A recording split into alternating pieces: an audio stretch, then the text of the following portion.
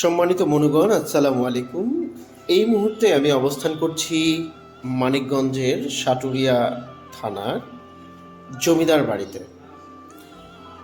এই বালিয়াহাট যে জমিদার বাড়ি, আমি এর আগেও একবার আসার সৌভাগ্য অর্জন করেছিলাম। আসলে প্রাচীন যে স্থাপত্য, আমাদের প্রাচীন যে নিদর্শন, এগুলো দেখতে কার না ভালো লাগে বলেন।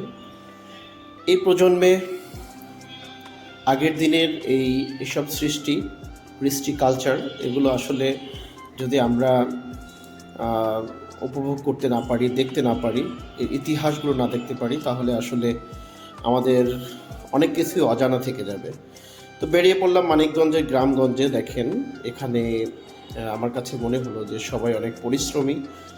আর এখানের পতিত যে জমিগুলো আছে, এগুলো ইঞ্চি ইঞ্চি করে শাক সবজি তরি তরকারি লাগানো। এই বাড়িটি কিন্তু আমাকে মুগ্ধ করেছে।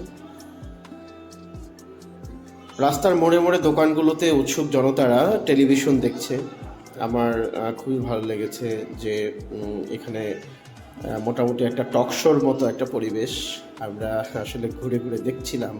গোটা মানিকগঞ্জের এলাকাগুলো, বিশেষ করে সাটুরিয়ার এই এরিয়াটা, প্রচুর ভুট্টো দেখা যাচ্ছে। এই ভুট্টোগুলো বেশিরভাগ অংশই বাংলাদেশের যা আমরা পেয়ে থাকি, এগুলো মানিকগঞ্জেরই আমার কাছে মনে হলো।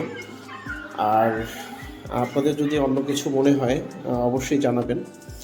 আর আমার কাছে মনে হয়েছে এই এলাকার মানুষগুলো অনেক পরিশ্রমী এবং কাজ নিয়ে অনেক ব্যস্ত।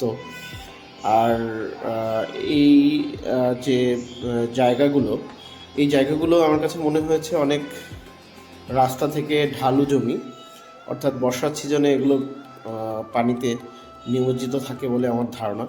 তাই শুকনো সিজনে চাষিরা, বিশেষ করে যারা কৃষি নির্ভর, তারা এটাকে খুব গুরুত্বের সাথে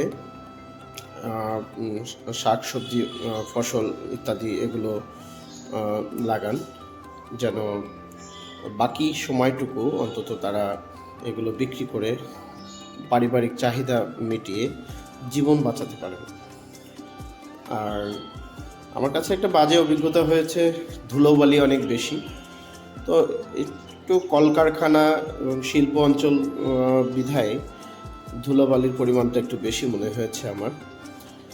আর আমার ভালো লেগেছে এই উষ্ণ রোদে সোনালি আলোয় সবুজ ক্ষেত, এগুলো দেখে আমার খুবই ভালো লেগেছে।